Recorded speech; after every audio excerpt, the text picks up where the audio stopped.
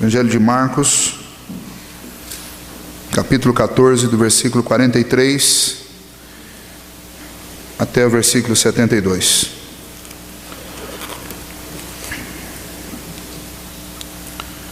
Assim diz a palavra do Senhor neste Evangelho.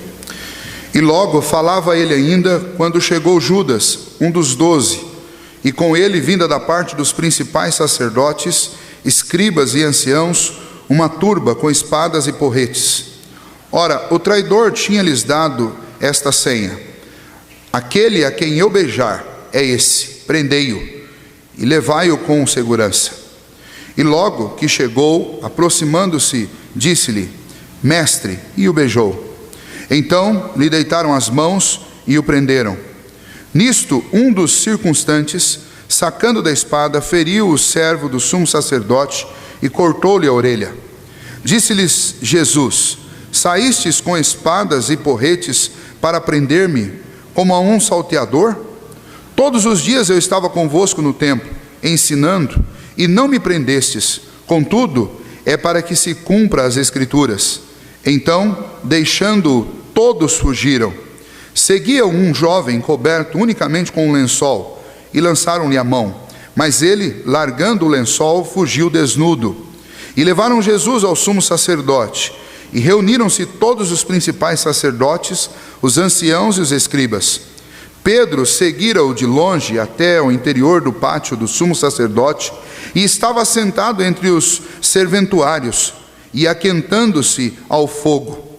E os principais sacerdotes e todo o sinédrio procuravam algum testemunho contra Jesus para o condenar à morte, e não achavam. Pois muitos testemunhavam falsamente contra Jesus, mas os depoimentos não eram coerentes. E levantando-se alguns testificavam falsamente, dizendo: Nós ouvimos declarar: Eu destruirei este santuário e edificado por mãos humanas, e em 3 dias construirei outro, não por mãos humanas. Nem assim o testemunho deles era coerente.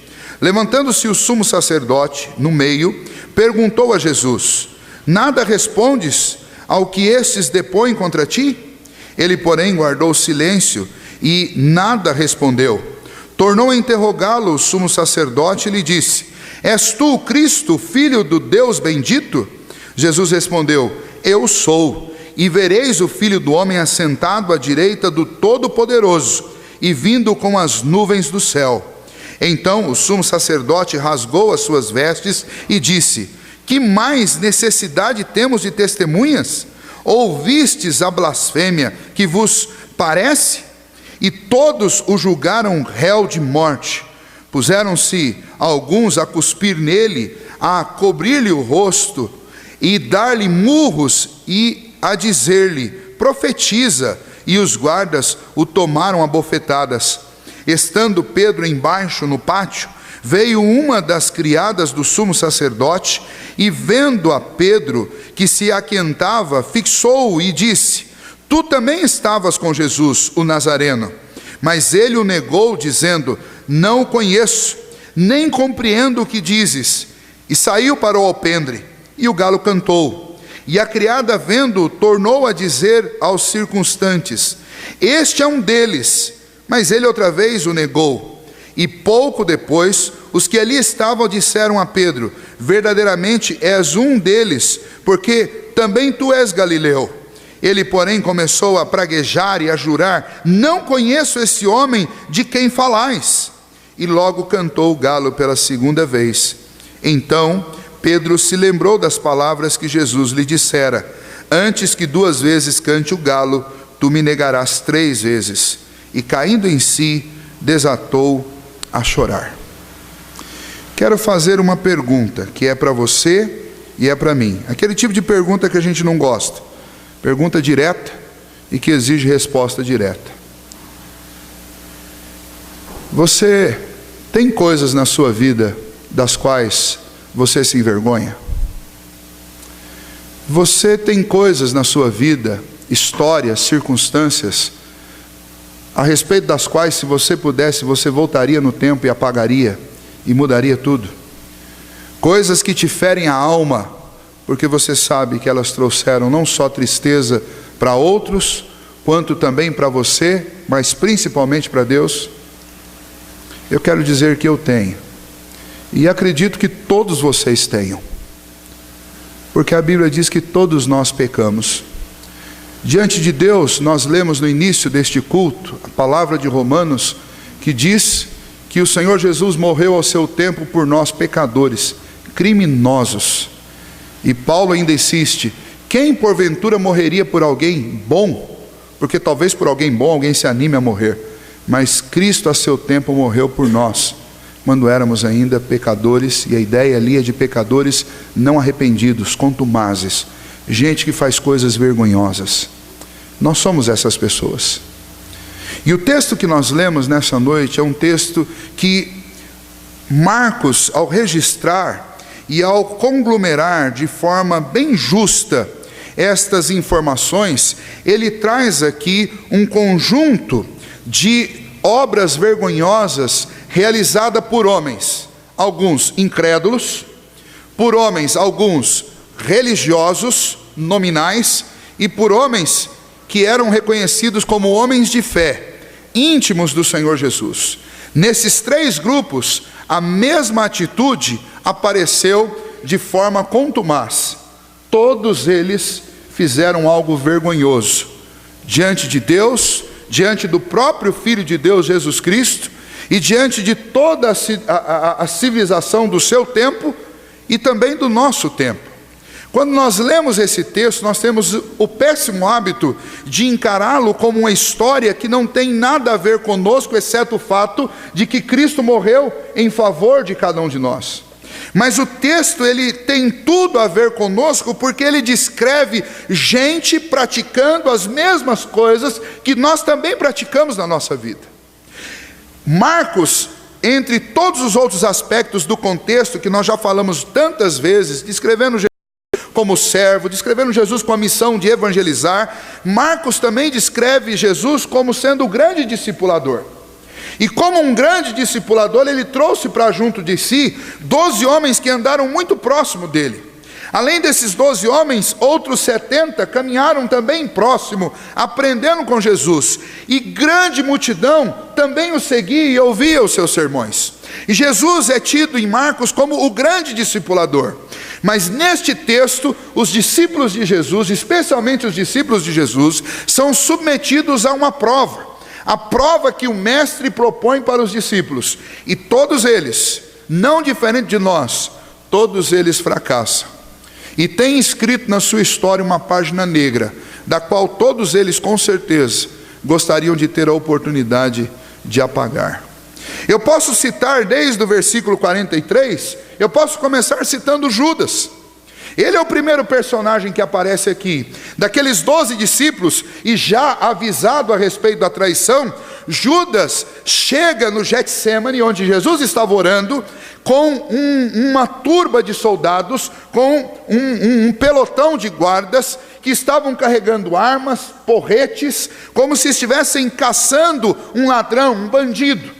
E ele, Judas, dá aos seus soldados, aqueles que o acompanhavam, a seguinte senha: aquele que eu beijar no rosto, este daí é a quem vocês devem prender. Cuidem dele com segurança. Ora, Judas conhecia Jesus, mas ele mesmo diz que aqueles guardas deveriam tomar cuidado com ele.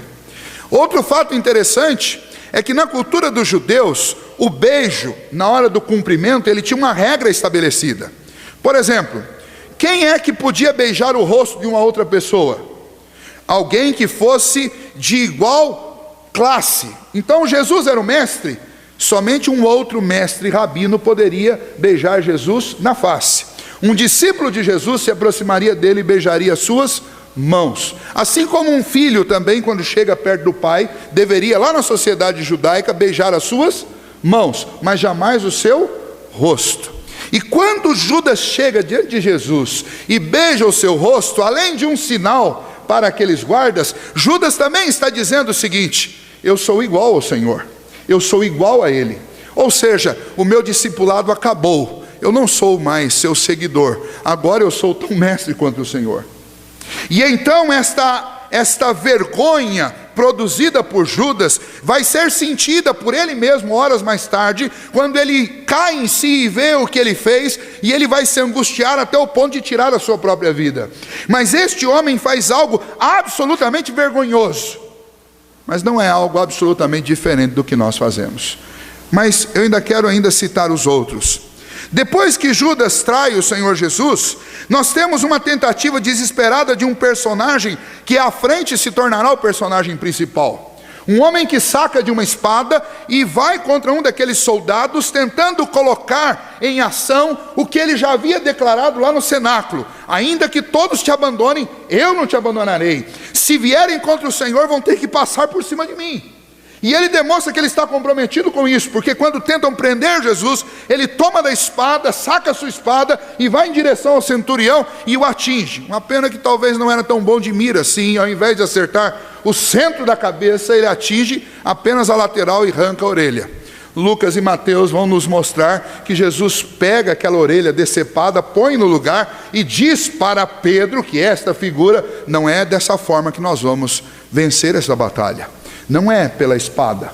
E então Pedro agora parece alguém desnorteado, porque ele fez algo que deveria ser honrado, mas ele se sentiu envergonhado quando o próprio Senhor Jesus o reprovou. Mas as reprovações não param aí, e os atos vergonhosos também não param aí, porque todos os outros discípulos, diz o texto, depois que isso tudo aconteceu, eles fugiram. Versículo 50 diz: deixando todos, fugiram.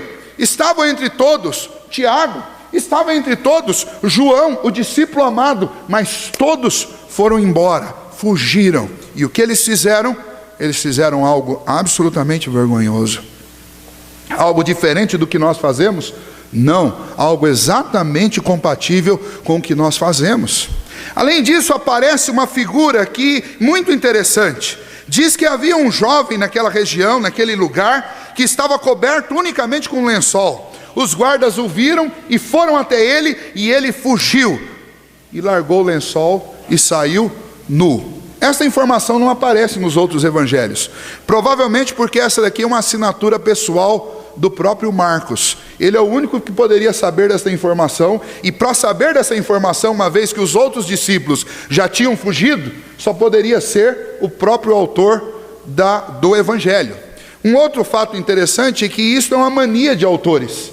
Se vocês observarem as obras de Hitchcock, por exemplo, tanto os livros quanto os filmes, ele arruma um jeito de dar uma palhinha nos livros e nos filmes. Ele está sempre lá. Se você lembrar, e principalmente os adolescentes e os jovens lembram dos filmes da Marvel, você vai ver que Stan Lee, ele sempre arruma um jeitinho de aparecer nos filmes. O que Marcos está fazendo aqui é mais ou menos a mesma coisa. Ele mostra alguém que só ele conhece, e mostra uma circunstância que somente a pessoa que participou dela poderia saber. A circunstância de um jovem que foi seguir Jesus, mas não se preparou para isso adequadamente. E o resultado foi que quando o perigo aconteceu, ele deu logo um jeito de fugir. Fugiu por quê? Porque estava coberto de lençol, estava despreparado. Fugiu porque sentiu medo. Fugiu porque, ao relatar este evangelho, Marcos queria deixar claro que entre todos que cometeram algo vergonhoso naquela noite, ele também fazia parte destes. Mas além disso, Jesus vai ser levado agora para a casa do sumo sacerdote. E depois Jesus é levado para o sinédrio, onde todos se reuniam. Os sacerdotes, o sumo sacerdote, os anciãos, todos os principais líderes do judaísmo se reuniram para quê?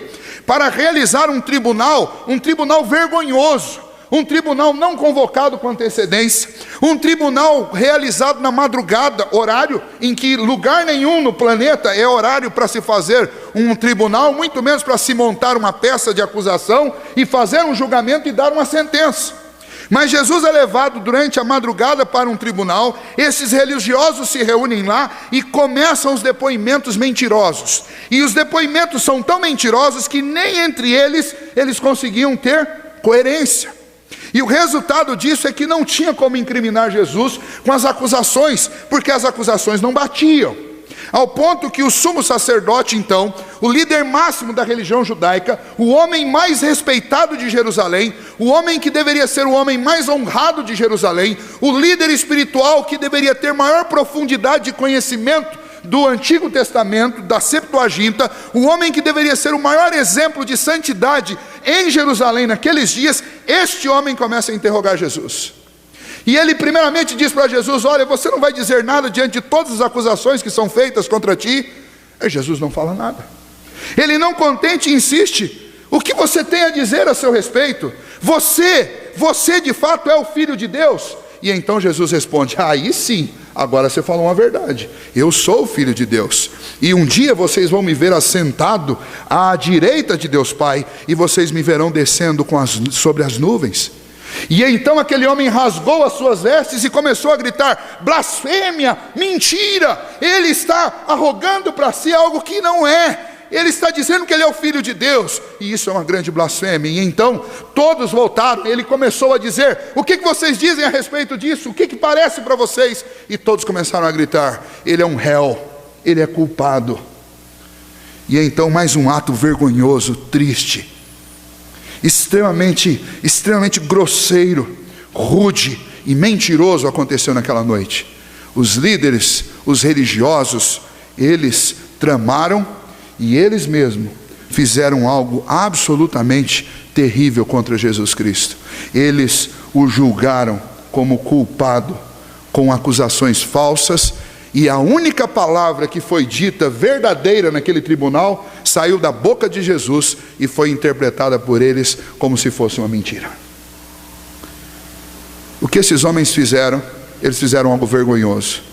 Diferente do que nós fazemos? Não, exatamente igual ao que nós fazemos constantemente.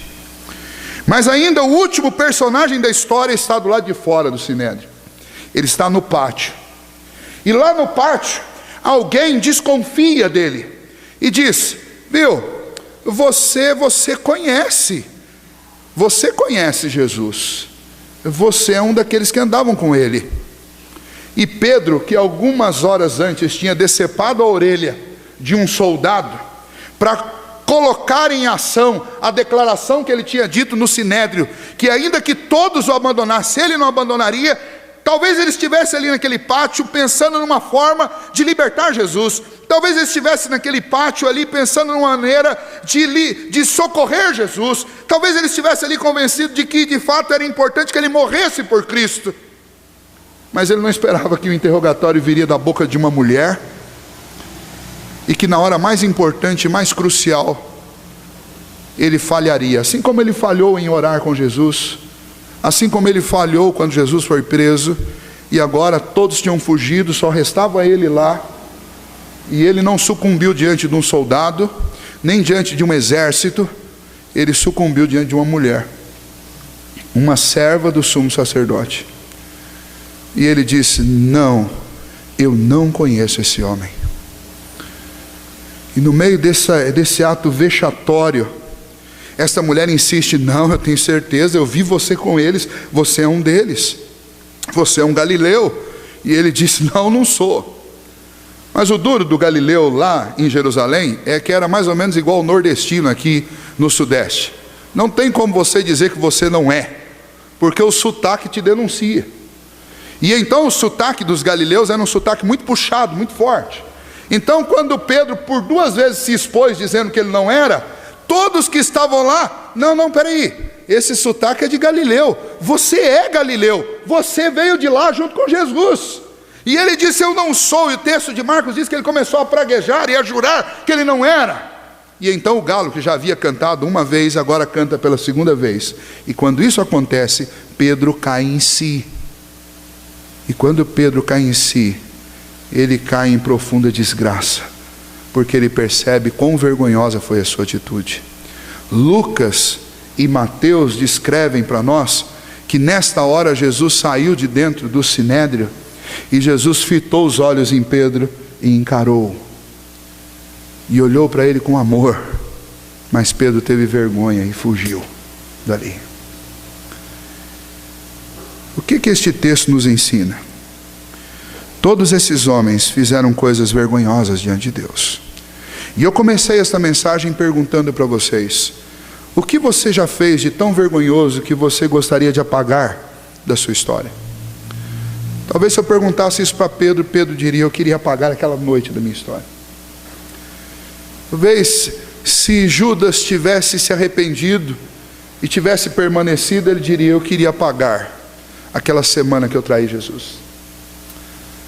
Talvez se Marcos pudesse falar isso para nós, ele talvez se arrependeria: eu me arrependeria de ter saído só de lençol, e na hora mais importante eu ter feito o mesmo que os outros fizeram.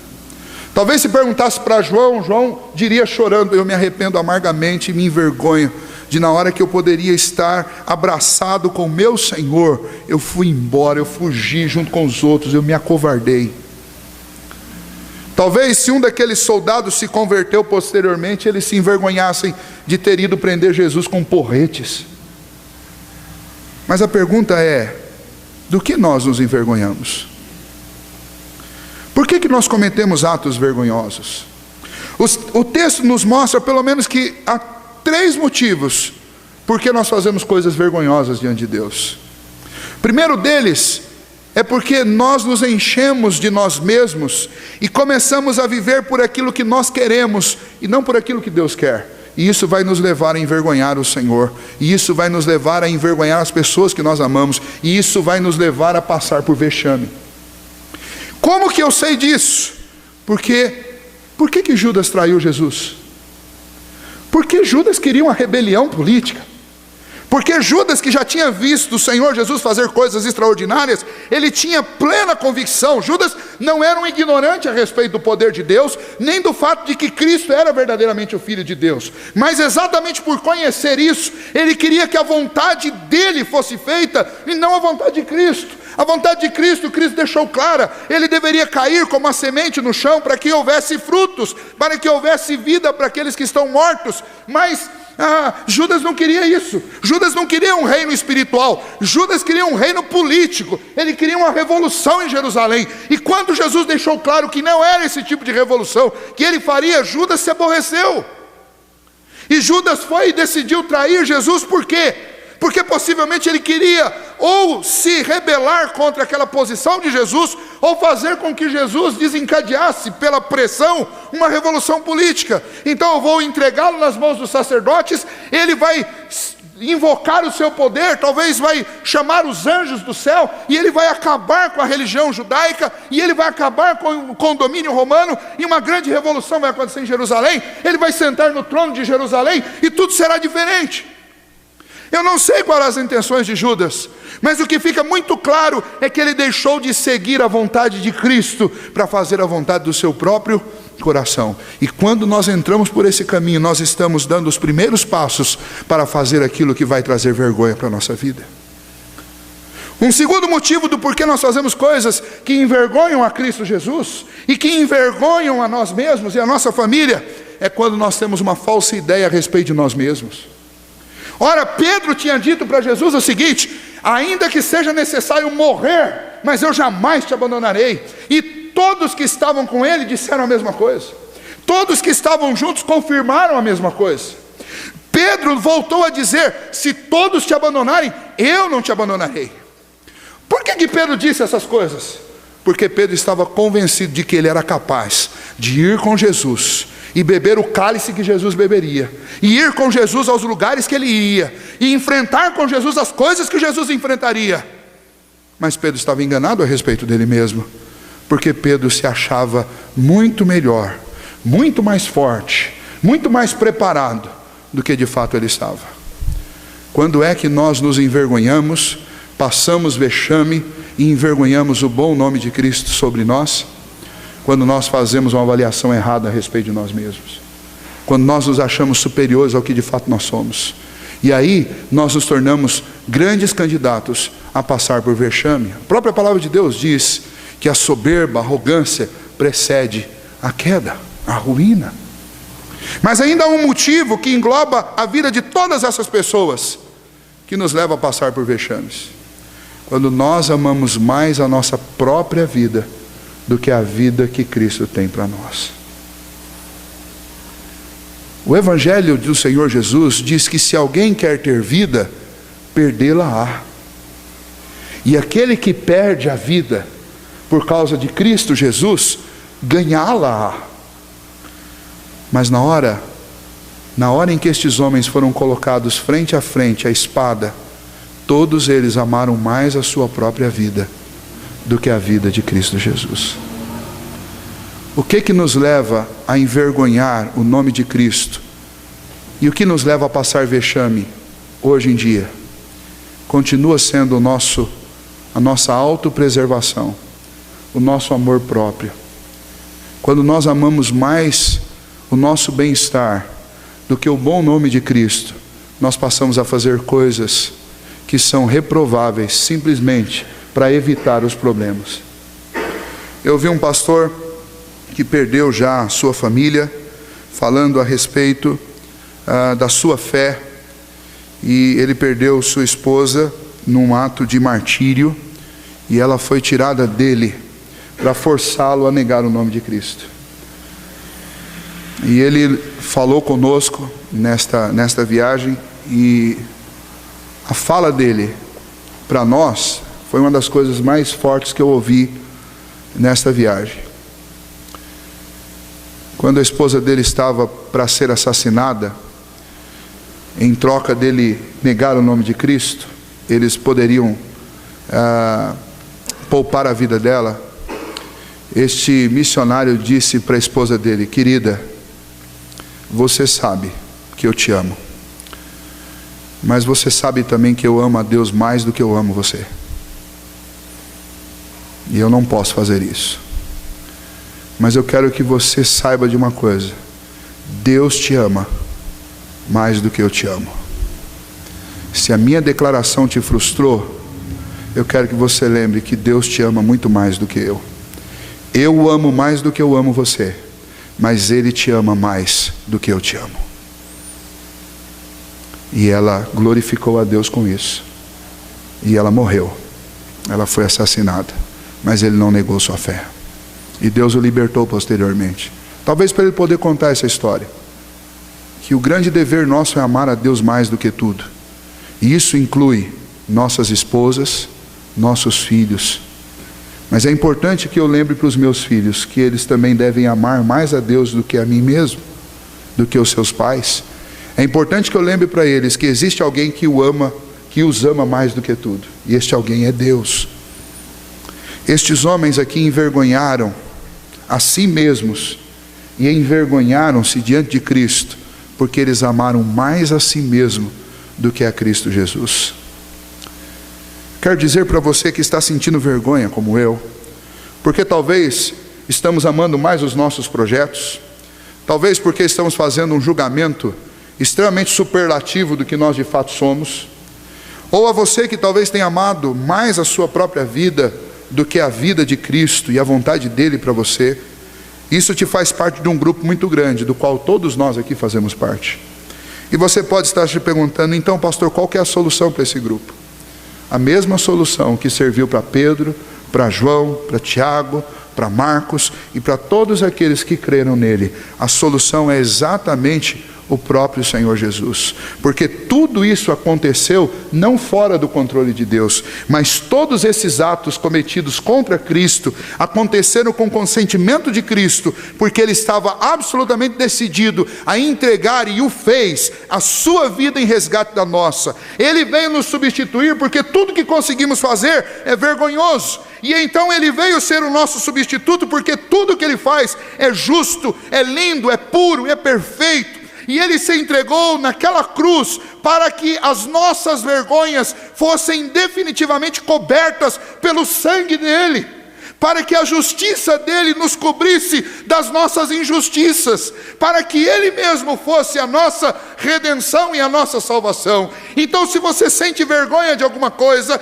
e você sabe que não dá para voltar no tempo e apagar, há uma solução, há um remédio. O remédio para as nossas vergonhas se chama Jesus. O consolo para a nossa culpa se chama Jesus. A esperança para a nossa perdição se chama Jesus. E o que Marcos está mostrando aqui é que homens como homens produzem coisas vergonhosas, mas Cristo como Cristo, Filho de Deus, produz a justiça que eu preciso, e graciosamente Ele me concede isso, desde que eu creia nele e na obra dele.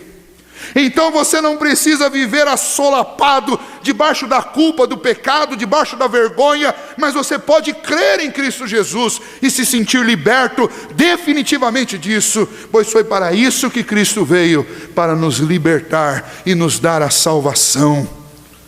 O grande problema é que muitos de nós avaliam isso apenas como algo que deve fazer parte do conhecimento teórico, mas não vivem por isso. E por conta disso são cristãos nominais, que dizem que conhecem a Cristo, mas não o amam, porque não são capazes de abrir mão de nada por Cristo. Que dizem que são salvos, mas não pensam no céu.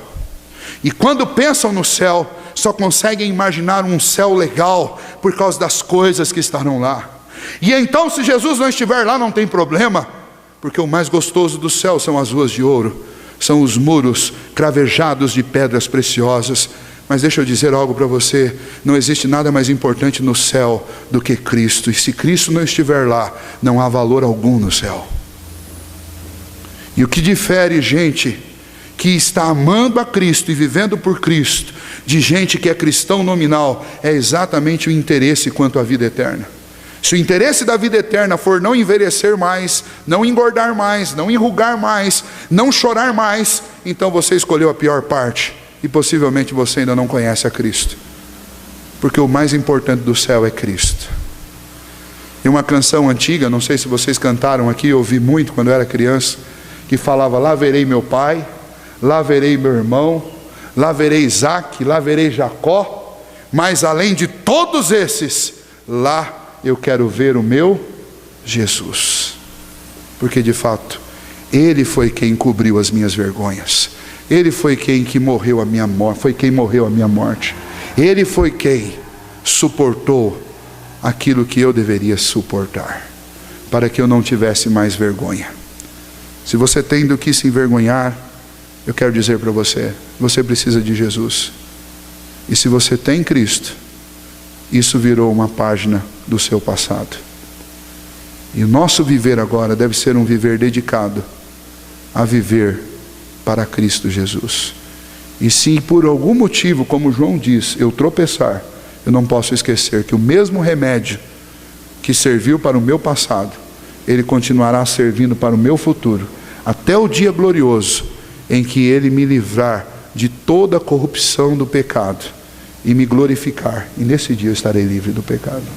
Até lá, eu participo da ceia do Senhor, eu como do pão e bebo do cálice, para lembrar o meu corpo, o meu coração e a minha alma, de que eu só estou aqui, porque Cristo viveu, padeceu a minha morte, para que eu pudesse viver a vida dele. Se você crê nisso, eu quero convidá-lo a fechar os seus olhos nesse momento, e nós vamos diante do Senhor entregar todas as nossas vergonhas, as nossas tristezas, e pedir ao Senhor que Ele nos cubra com a sua justiça, e que nós sintamos isso e vivamos com refrigério no nosso coração, entendidos de que só Cristo pode trazer isso para as nossas vidas.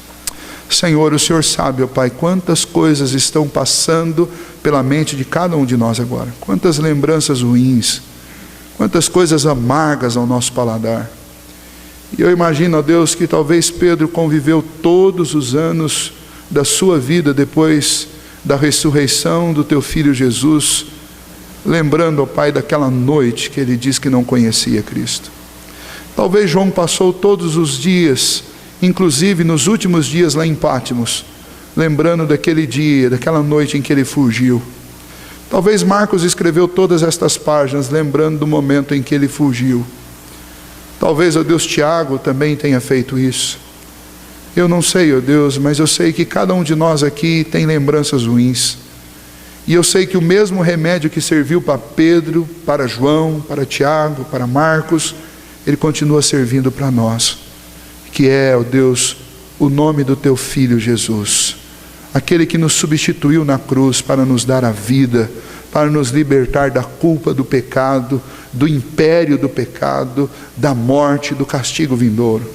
Ó Deus, que aquilo que trouxe paz a Pedro, para que ele pudesse pregar às multidões, aquilo que trouxe paz a João, para que ele pudesse ser fiel até a morte ao Senhor Jesus, e trazer-nos tantas informações do céu, que o Senhor revelou a ele, aquilo que trouxe paz a Marcos, para que ele pudesse registrar o Evangelho, aquilo que trouxe paz a Tiago, para que ele pudesse pastorear a igreja do Senhor, aquilo que trouxe paz a Paulo, para que ele fosse o grande evangelista, que é, ó Deus, a presença de Cristo e a graça maravilhosa em seu coração, que isso habite ricamente no coração de cada um de nós. Ó Deus, que o Senhor venha cobrir as nossas vergonhas com o sangue do teu Filho, e nos libertar, ó Deus, da prisão da vergonha e da culpa do pecado, e nos levantar, ó Deus, para uma vida de desejo intenso pelo Senhor, que nós amemos mais o Senhor do que a nossa própria vida, que nós, ó Deus, submetamos a nossa vontade à vontade do Senhor, que nós não façamos, ó Deus, um julgamento exacerbado a respeito de nós mesmos, nos achando melhores do que nós somos,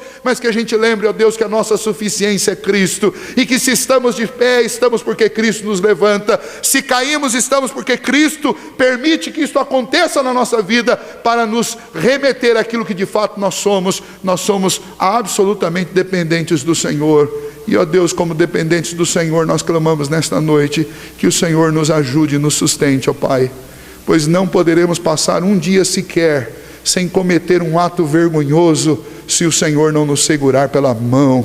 Porque se o Senhor nos largar, nós somos como uma locomotiva enlouquecida em direção aos abismos da vida. Mas se o Senhor nos sustentar pelas mãos, ó Deus, nós conseguiremos atravessar este vale de morte, este deserto terrível dos nossos dias, do nosso tempo, e o Senhor pode nos preservar, ó Deus, da vergonha. Então, ó Deus, sustenta-nos pela tua mão, segura-nos, ó Deus, próximos ao Senhor, nos faça te buscar, nos faça te amar, nos faça andar juntos, ó Deus, e próximos do Senhor e da tua palavra, para que, ó Deus, nós tenhamos uma vida que de fato cause impacto no mundo ao nosso redor. Ó Pai, ajuda-nos nisso, pois precisamos do Senhor. Homens próximos, fortes, valorosos, homens que tiveram experiências extraordinárias com o Senhor, como os apóstolos, fraquejaram. E quem somos nós para nos sustentarmos em pé? Por isso, ó Deus, nós suplicamos a tua ajuda, porque se o Senhor não estiver conosco, nós cairemos. Mas se o Senhor estiver conosco, se, ó Deus, a justiça do teu Filho que está sobre nós nos mantiver de pé, então nós poderemos vencer, ó Deus. Concede-nos esta graça e esta misericórdia, traz o alívio para os nossos corações e anima-nos, ó Deus, a seguir em frente. É o que nós te pedimos nesta hora, em nome do teu Filho Jesus. Amém.